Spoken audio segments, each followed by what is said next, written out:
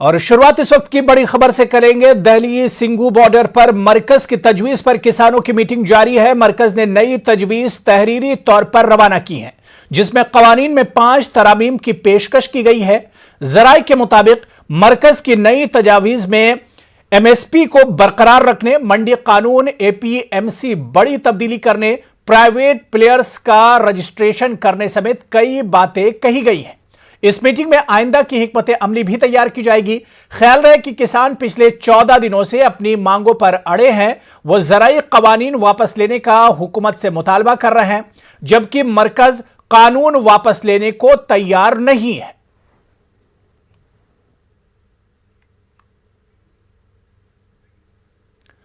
तो वहीं किसान लीडर राकेश टिकैत का कहना है कि वो नए ज़राई कवानीन की वापसी से कम पर किसी भी सूरत में राजी नहीं होंगे। वापसी नहीं जाएगा।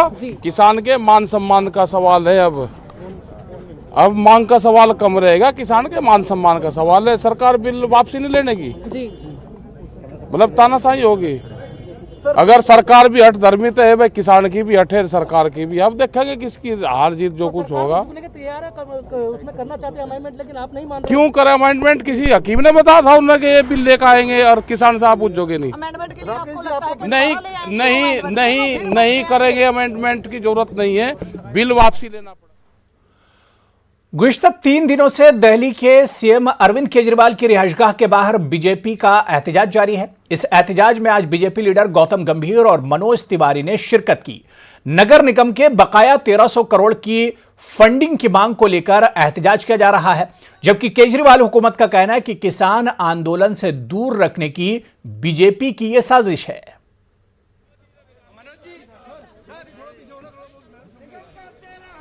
देखिए, यही कहना चाहूँगा कि उनको इतनी तो शर्म आनी चाहिए कि पिछले 3 दिन से यहाँ पर हमारे जो एमसीडी के कर्मचारी हैं, सारे काउंसलर्स हैं, महिलाएं भी हैं, वो यहाँ पर दिन रात बैठे हुए हैं। कम से कम आके बात कर सकते हैं। और जो इनकी डिमांड है 13,000 करोड़ की, जो लीगल डिमांड है, पिछले 6 साल से आपने रिलीज़ नहीं करी है। तो आप इस तरीके की राजनीति करना चाहते हैं, कम से कम आके बात करिए, सुनिए तो सही। और जो पैसा है वो रिलीज़ करिए, जो हमारी डिमांड है। जब उनका मन करता है वो घर से बाहर निकल जाते हैं। अभी भी वो शायद घर में नहीं होंगे, अभी भी आधा 1 घंटा पहले वो घर से निकले हैं। तो ये किस तरीके का हाउस अरेस्ट है? और इस तरीके की राजनीति अच्छी नहीं है। कम से कम आके बात करिए, सुनिए तो सही।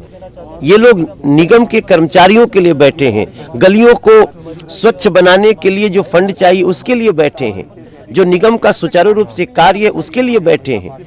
और बताऊं आपको कि निगम का कार्य कई मामलों में दिल्ली सरकार के कार्यों से भी बहुत इंपॉर्टेंट है, लेकिन उसको रोकने का जो ये राजनीतिक विद्वेष निकाल रहे हैं कि हम बीजेपी से विरोध करके दिल्ली की जनता को रुला करके और बदला लेंगे, तो मैं समझता हूं अब दिल्ली को भी पता चलना है, दिल्ली के नागरिकों को पता चलना है और नगर निगम के कर्मचारियों को भी पता चलना चाहिए। आज तीसरा दिन है, यहाँ पर निगम के हमारे नेता और निगम पार्षद यहाँ बैठे हुए हैं।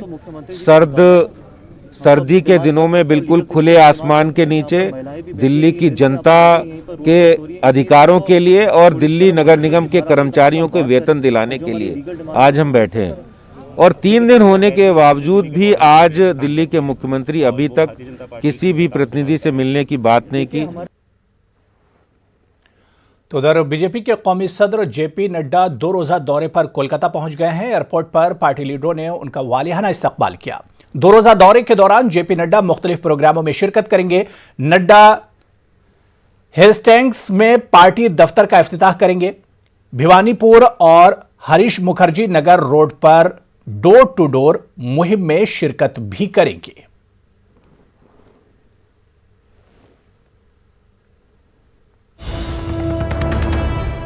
और मगरबी बंगाल से जुड़ी हुई खबर हम आपको बता दें कि वज़ीर आला ममता बनर्जी का बड़ा बयान आया है। सीएए के नाम पर बीजेपी लोगों को गुमराह कर रही है।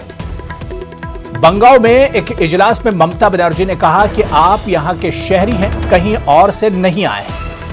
माइग्रेंट 94 हमने कॉलोनीज को मंजूरी दी है। बीजेपी बाहर के लोगों को यहां लाकर माहौल खराब कर रही है। तो इस वक्त की बड़ी खबर, ममता बनर्जी ने मरकजी सरकार पर निशाना साधा है। सीएए के नाम पर बीजेपी लोगों को गुमराह कर रही है।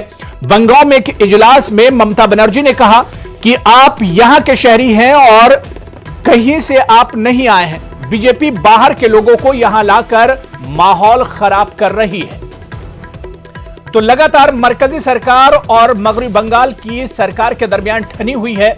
मगरबी बंगाल के वजीर आला ममता बनर्जी का बड़ा बयान आया है। उन्होंने मरकजी सरकार पर निशाना साधते हुए कहा है कि सीएए के नाम पर बीजेपी लोगों को गुमराह कर रही है।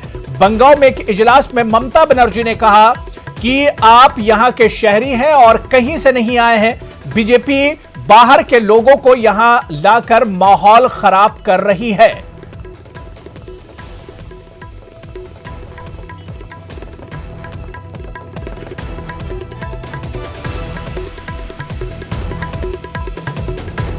और इसी खबर पर अपडेट लेने के लिए सीधे कोलकाता का रुख करेंगे। हमारे नुमाइंदा शबाना एजाज हमारे साथ फोन लाइन पर जुड़ी हुई हैं।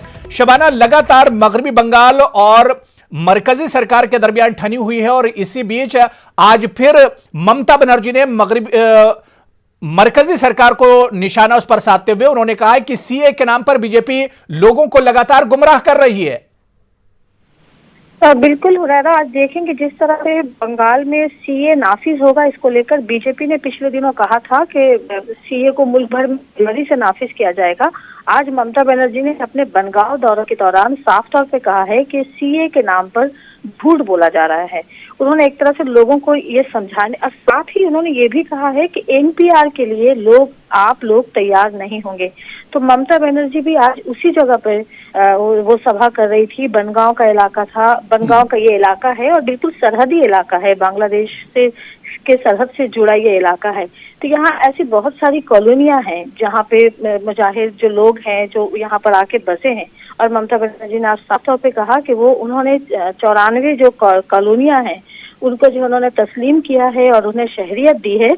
और ये भी बताने की कोशिश की है कि अगर लोगों को शहरियत देना है, उन्हें सहूलियात देना है तो वो रियासती हुकूमत करेगी और सीए के नाम पर सिवाय सियासत के, सिवाय झूठ बोलने के और कुछ भी नहीं कहा जा रहा है। साथ ही साथ ममता बनर्जी ने ये भी कहा है कि बंगाल में इलेक्शन सामने है और बीजेपी बाहरी लोगों को लाकर बंगाल की जो फिजा है, जो बंगाल की जो सूरत हाल है, उसे खराब करने की कोशिश की जा रही है। उन्होंने आज आरएसएस पर भी निशाना साधा है कि आरएसएस के लोगों को बंगाल लाया जा रहा है।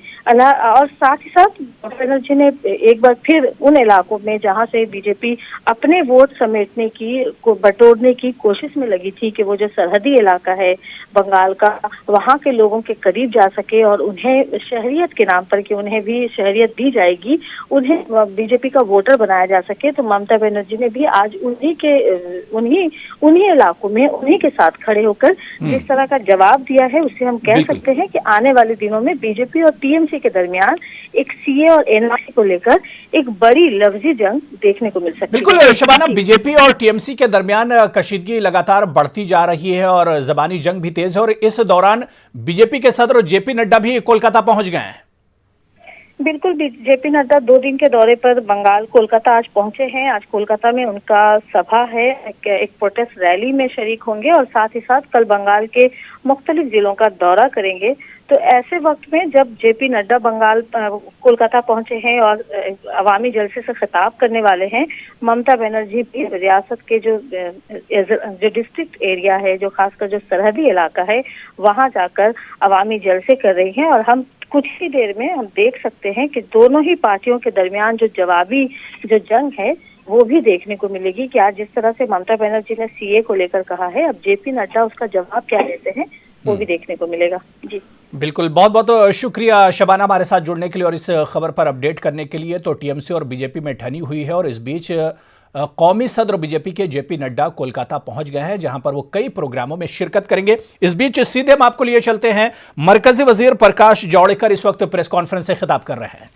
और दुबका का जो चुनाव था, उपचुनाव दुबका विधानसभा में, वो बहुत क्रांतिकारी और महत्वपूर्ण था क्योंकि चारों ओर मुख्यमंत्री का खुद का, उनके बेटी का, उनके बेटे का, उनका सबका चुनाव क्षेत्र वही था, दामाद का।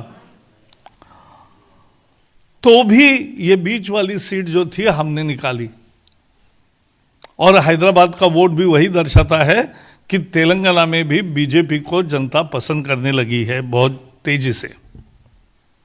अभी अरुणाचल के नतीजे आ रहे हैं। अरुणाचल में बीजेपी को भारी सफलता मिली है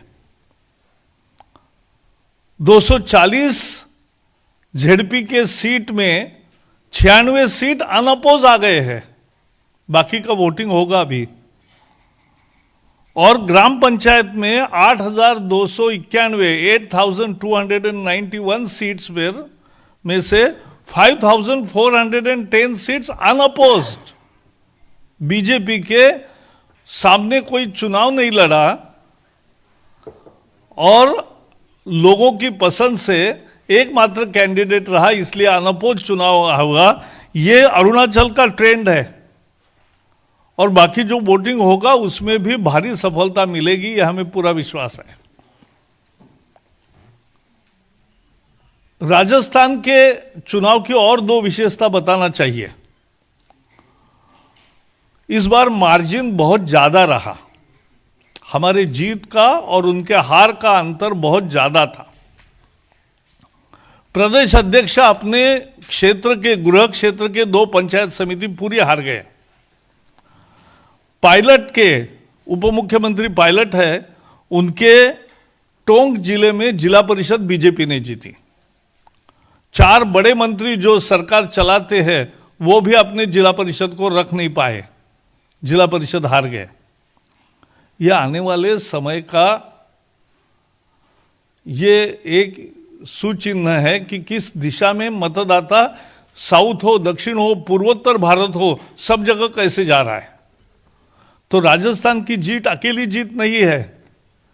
अगर देखेंगे तो बिहार की जीत, तेलंगाना की जीत, राजस्थान की जीत, अरुणाचल की जीत, और ये किस स्थिति में कोरोना है, महामारी का प्रकोप है, और महामारी के साथ भारत ने अच्छी लड़ाई की और एक सफलता।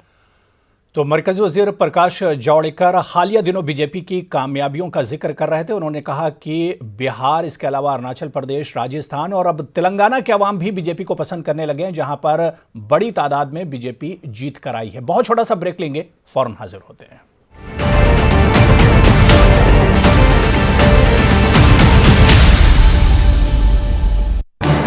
इस न्यूज हेडलाइंस के प्रायोजक पेट सफा आयुर्वेदिक जून। पेट सफा, हर रोग दफा।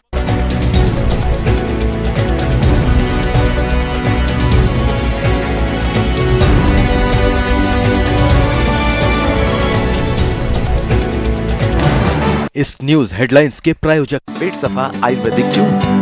पेट सफा, हर रोग दफा। किससे बात कर रहे हो? तुम मुझ पे शक कर रही हो बेबी? तो समझा रहे हैं, बड़े बड़े लोग वीडियो बना रहे हैं। आप गाना जानते हैं तो गाइए या फिर अपना हुनर दिखाइए। वीडियो बनाइए और हम तक पहुंचाइए और घर बैठे बनिए स्टार।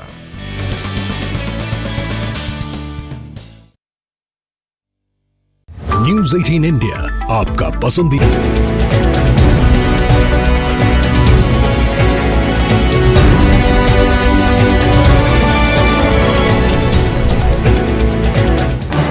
इस न्यूज हेडलाइंस के प्रायोजक पेट सफा आयुर्वेदिक जून। पेट सफा, हर रोग दफा।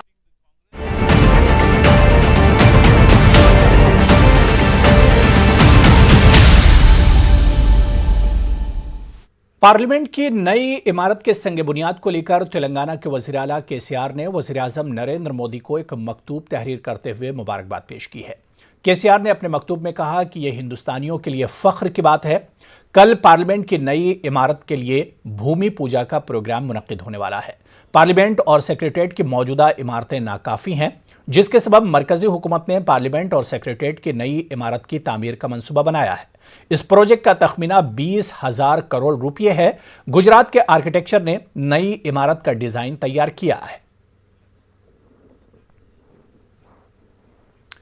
कोविड वैक्सीन की तैयारियों का जायजा लेने के लिए 64 गैर मुल्की सिफारतकारों की 2 टीमें हैदराबाद पहुंची हैं। दोनों टीमों ने भारत बायोटेक और बायोलॉजिकल ई लिमिटेड का दौरा किया। वैक्सीन की तैयारी से मुतालिक फोटो एग्जीबिशन का जायजा लिया। वैक्सीन की तैयारी से मुतालिक साइंसदानों के साथ एक इजलास मुनक्किद किया। टीमों को भारत बायोटेक की कोवैक्सीन के तीसरे मरहले के ट्रायल की जानकारी दी गई।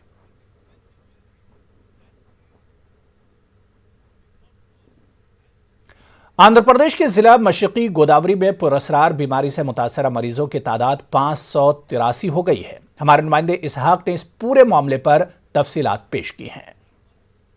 देश के येलूर में फैली हुई बीमारी का अभी कुछ तक पता नहीं चला।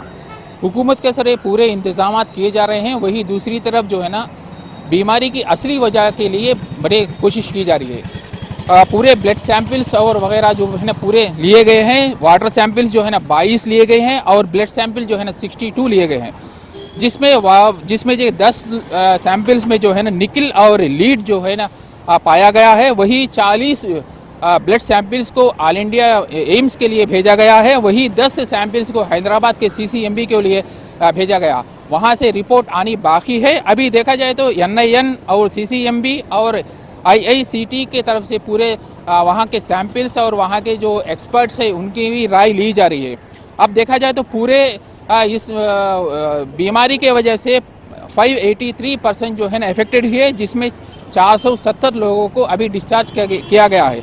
80 के करीब लोग जो है ना अभी अस्पताल में बीमारी की इलाज लिया जा रहा है। वही 29 लोगों को जो है ना बेहतर इलाज के लिए विजयवाड़ा और गुंटूर भेजा गया है। 4 दिन के बाद जो है ना हुकूमत के तरफ से अपील की जा रही है कि जो म्युनिसिपल टैप जो दिया जा रहा है पानी ना पिया जाए और जो फिल्टर वाटर है उसको हुकूमत की तरफ से दिया जा रहा है।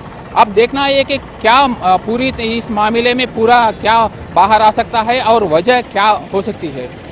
मोहम्मद इशाक, आंध्र प्रदेश से न्यूज़ 18 के लिए। तो एलूरू में चल रही पुरस्रार बीमारी का पता चला है। माहिरीन अमराज की खुसूसी टीम की रिपोर्ट के मुताबिक आलूदा पानी के इस्तेमाल की वजह से नई बीमारी ने जन्म लिया है। डॉक्टर्स की खुसूसी टीम ने एलूरू, कृष्णा, गोदावरी के इलाकों से पानी के नमूने हासिल किए। विजयवाड़ा लेबोरेटरी में जांच के बाद पता चला कि आलूदा पानी पीने की वजह से कई अफराद मुतासिर हुए हैं। पुरस्रार बीमारी से मुतासरा मरीजों की तादाद में रोज बरोज इजाफा हो रहा है। अब तक 583 अफराद इस मर्ज में मुब्तला हैं। 470 अफराद सेहतयाब होकर अपने घरों को लौट चुके हैं। 20 मरीजों की हालत नाजुक है। और सीधे आपको लिए चलते हैं बीजेपी के प्रेस कॉन्फ्रेंस में। किसी को पाबंदी थोड़ी है। तमाम जो नतीजे आ रहे हैं वो बीजेपी का समर्थन दिखाते हैं। जो किसान आंदोलन चल रहा है इसमें कुछ खास राज्यों के ही किसान ज्यादा है, खासतौर पर पंजाब के।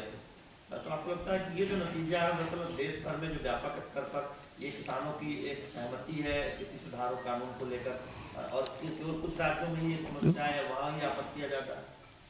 40 साल से मैं किसान आंदोलन का एक अध्ययन करने वाला कार्यकर्ता रहा हूं, किसान आंदोलन में शरीक हुआ हूं।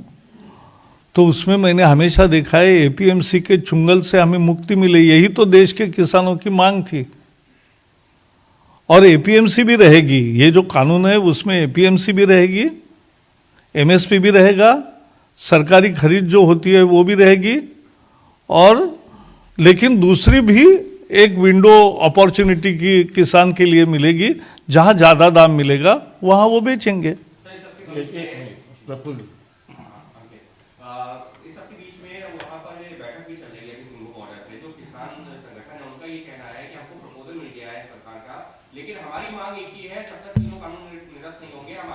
ऐसा है, आज की प्रेस कॉन्फ्रेंस हमने राजस्थान के चुनाव के नतीजों का एक अर्थ बताने के लिए और उसकी जानकारी आपको देने के लिए किया, वो महत्वपूर्ण है। बाकी किसान सिंधु बॉर्डर पर क्या हो रहा है, फिर बाकी चर्चा कैसे होगी, इसके बारे में कृषि मंत्री जब बयान देना है तो देंगे। तो बीजेपी की प्रेस कॉन्फ्रेंस चल रही है जिसमें प्रकाश जावड़ेकर ने कहा कि किसानों के मसले पर सरकार गौर कर रही है, लेकिन आज इस प्रेस कॉन्फ्रेंस का मकसद है कि जिस तरह से हालिया दिनों बीजेपी की शानदार जीत हुई है मुख्तलिफ इंतखाबात में, उसकी जानकारी देना है। मध्य प्रदेश में पिछले 2 सालों में 2 हुकूमतें बदल चुकी हैं, मगर अक़लियती इदारों की खस्ताहाली दूर होने का नाम नहीं ले रही है। अक़लियती इदारों में गुज़िश्ता 2 सालों में न तो किसी कमेटी की तश्कील दी गई है और ना ही किसी को चेयरमैन बनाया गया है। यही नहीं, अक़लियती इदारों में किसी कमेटी के नहीं होने से जहां इदारों का काम मुतासिर हो रहा है, वहीं अक़लियती इदारों के मुलाजमीन कई माह से तनख्वाहों से भी महरूम हैं। अक़लियती कमीशन, एमपी वक्फ बोर्ड, मदरसा बोर्ड, मसाजिद कमेटी और हज कमेटी की तश्कील को लेकर मध्य प्रदेश जमीयत उलमा ने तहरीक शुरू की है। मध्य प्रदेश में पिछले 2 सालों में अक़लियती इदारों की ये खस्ता हाली है कि उसका तस्वुर या उसका जिक्र भी नहीं किया जा सकता। 2 साल 2018 से अब तक की बात करें तो 2 सरकारें बदल गई, लेकिन अक़लियती इदारों की खस्ता हाली दूर होने का नाम नहीं ले रही। यहाँ पर मध्य प्रदेश की जो है अलग अलग तंजीमों के नुमाइंदे हमारे साथ मौजूद है। उनसे जानते हैं कि आखिर क्या वजह है कि कई सालों से सुना जा रहा है कि मदरसा बोर्ड के जो शिक्षक है मदरसा के, उनको तनख्वाहें नहीं मिल रही, क्या मामला है? जी हाँ, तकरीबन 5 साल होने को जा रहे हैं। मदरसा में जो पढ़ाने वाले असातिज़ा हैं उनको अभी तक न तो भारत सरकार ने न मध्य प्रदेश शासन ने कोई नजराना पेश किया है, यानी तनख्वाह नहीं दी है। और भारत सरकार से बात करो तो वो ये कहते हैं कि साहब कि वो तो स्टेट गवर्नमेंट देगी 40%, वो 40% देगी तो उसके बाद फिर हम 60% यहाँ से रिलीज़ कर देंगे। ना वो दे रहे हैं 60%, ना 40% ये दे रहे हैं। इस सिलसिले में हम लोगों ने सुप्रीम कोर्ट में भी एक रिट लगाई है और एक हाई कोर्ट इंदौर बेंच में भी लगाया है, क्योंकि इससे पहले हम लोग जो है सारे मंत्री, यानी इससे पहले 15 महीने की सरकार थी माननीय कमलनाथ जी की, उनके पास भी जाके जूते चप्पल घिस गए। उसके बाद इनके हमारे शिवराज सिंह चौहान साहब के पास भी हम लोग जाते रहते हैं। इन्होंने थोड़ा बहुत आश्वासन दिए हैं, लेकिन ये है कि जो मसाइल हल होने चाहिए वो मसाइल अभी हल नहीं हो पाए हैं।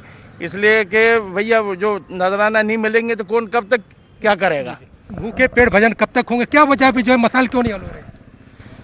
उसकी एक वजह यह भी है कि महकमात के जो खाली पड़े हुए हैं वहाँ पर जिम्मेदारान नहीं हैं। अगर वो महकमात पूर हो जाए और वहाँ पर जिम्मेदारों की तकर्रुरी हो जाए तो काम करना आसान हो जाएगा। चाहे वो मदरसा बोर्ड हो, मसाजिद कमेटी हो, हज कमेटी हो, वक्फ बोर्ड हो, यहाँ पर अगर कोई उनके जिम्मेदारान होंगे और उनकी तकर्रुरी हो जाएगी तो वहाँ पर मुतालबात भी आसान होंगे और काम करना भी आसान होगा। मुतालबात भी आसान होंगे, काम करना भी आसान होगा। फिर यहाँ पर जमीयत उलमा ने इस मामले को लेकर पहले भी जो है कोरोना में जो है उससे कोरोना से पहले भी इसको तहरीक शुरू की थी, कई लोगों से आपने मुलाकात भी की, लेकिन अब तक कोई रिजल्ट निकल के सामने नहीं आया।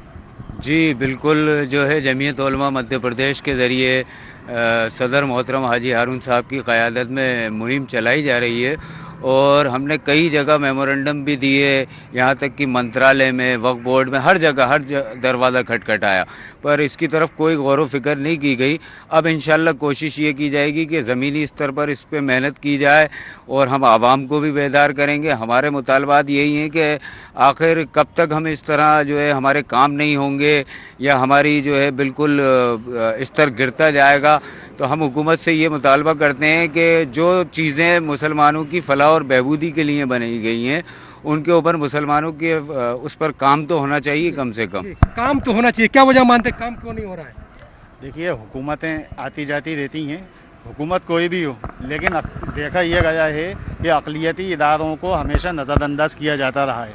जिस तरह से उसके अक़लियती इदारों के लिए गौर व फिक्र करना चाहिए, उनके लिए उनको ग्रांट वगैरह वक्त पे मिलती रहे। ग्रांट नहीं मिलने की वजह से इमाम मुअज्जिन हज़रात को पिछले 8 महीने से तनख्वाह नहीं मिली। अभी बामुश्किल 3 महीने की तनख्वाहें दी गई हैं और अभी भी लगभग 5 महीने की तनख्वाहें बाकी हैं। अगर हुकूमत ध्यान दे अक़लियती इदारों पर और ज़िम्मेदारान मौजूद हों उन इदारों में तो इंशाअल्लाह काम होते रहेंगे। तब तक मुकम्मल जो है इल्म आपके पास नहीं हो सकता। आपको दुनिया भी सीखना है, आपको आखिरत को भी बनाना है, आपको दिन और दुनिया दोनों के बीच में एक इम्तिजाज पैदा करने की भी ज़रूरत है। फिर जो यहाँ पे जब आप बेदार होंगे तभी हुकूमतें आपका काम करेंगी, और जब आप बेदार नहीं होंगे तो जाहिर सी बात है जो हालात हैं इससे भी बदतर हो सकते हैं। कैमरामैन मोहसिन खान के साथ मेहताब आलम, न्यूज़ 18 भोपाल। ज़राई क़वानीन पर किसानों के एहतजाज के साथ साथ सियासत भी गरमा रही है। अपोजिशन जमातें हुकूमत पर दबाव बनाने की कोशिश कर रही हैं। इसी सिलसिले में अपोजिशन का एक वफ्द आज शाम 5 बजे सदर जमहूरिया रामनाथ कोविंद से मुलाकात करेगा। ये वफ्द ज़राई क़वानीन के हवाले से अपनी तशवीशात से सदर जमहूरिया को वाकिफ कराएगा। ये वफ्द NCP सरबराह Sharad Pawar, Congress leader Rahul Gandhi, CPI के जनरल सेक्रेटरी डी राजा और सीपीआईएम लीडर सीताराम येचुरी पर मुश्तमिल होगा। इससे कबल शरद पवार ने कहा कि अपोजिशन का वफ्द सदर जमहूरिया से मुलाकात करेगा। वफ्द सदर जमहूरिया से कहेगा कि वो मरकज से कहें कि सरकार किसानों की बात मान ले। इस सिलसिले में डी राजा से हमारी नुमाइंदा रंजीता झा ने बातचीत की। के वरिष्ठ नेता डी राजा हमारे साथ है बात करने के लिए। सर, आज विपक्षी पार्टियों का एक डेलीगेशन राष्ट्रपति से भी मिल रहा है शाम 5 बजे, लेकिन उससे पहले सरकार और किसानों के आंदोलन की अगर बात की जाए, सरकार अपनी तरफ से एक ऑफर किसानों को दे दी है कि वो कानून तो नहीं वापस लेंगे, लेकिन उसमें कुछ तब्दीलियां अगर वो चाहे तो वो कर सकते हैं। उसको लेकर ड्राफ्ट जो है वो भी गृह मंत्रालय को दी जा चुकी है। क्या कहेंगे इस पर? किसान लोग पूछ रहा ये तीनों लेजिस्लेशंस वापस करना पड़ेगा। Government continues to be rigid and adamant. बार बार बोल रहा अमेंडमेंट को तैयार है, गवर्नमेंट सरकार तैयार है ये amendments. What are those amendments? Nobody knows, there is no transparency. आज जो आप लोगों का डेलीगेशन जा रहा है, जो विपक्षी पार्टियों की लाइक माइंडेड जो पार्टियां हैं, उनका एक डेलीगेशन जा रहा है राष्ट्रपति के पास, आप भी उसमें हैं। जो 5 लोगों को इजाजत दी गई है राष्ट्रपति से मिलने की, उसमें आप भी हैं। क्या बात आप रखेंगे राष्ट्रपति के सामने? क्योंकि जब कानून पास हुआ था संसद से, उस समय भी विपक्षी पार्टियां गई थी राष्ट्रपति के पास, लेकिन वहां उस समय तो कुछ नहीं हुआ। आज क्या उम्मीद लेकर जा रहे हैं? ठीक है, राष्ट्रपति is the highest authority of the country. He is the custodian of the constitution. So we are going there appeal करने के लिए राष्ट्रपति जी आप इंटरवीन करना पड़ेगा. गवर्नमेंट सरकार को बोलना चाहिए सरकार ये रिजिडिटी ठीक नहीं है. सरकार should कंसीड the demands of the farmers, address their concerns. The president gave accent. Abhi president can advise. There are precedents in the country. Kerala में भी एक ordinance आया. There was opposition from center से हम intervene किया. दूसरा ordinance लाया, governor sign किया. So finally our concern should be welfare of the people, progress of the country. This is the thing. So we are meeting the president. We will tell president क्या कर सकता, क्या करेगा. We will have to wait and see. धन्यवाद. और D राजा जी का कहना है कि आज विपक्षी पार्टियों का जो डेलीगेशन राष्ट्रपति से मिल रहा है, हमारी गुहार होगी. जो पहली मांग है वो यही कि किसानों की मांग पूरी की जाए. किसान जो बात कह रहे हैं वो न सिर्फ अपने लिए बल्कि देश की भलाई के लिए, और सरकार जो इस पूरे मामले पर जो रवैया सरकार का है उसको छोड़कर, जो हट है उसको छोड़कर किसानों की बात माने सरकार. कैमरा पर्सन सोनू के साथ रंजीता झा, न्यूज़ 18 नेटवर्क. तो चलिए इस बुलेटिन में अभी फिलहाल इतना ही. आदाब.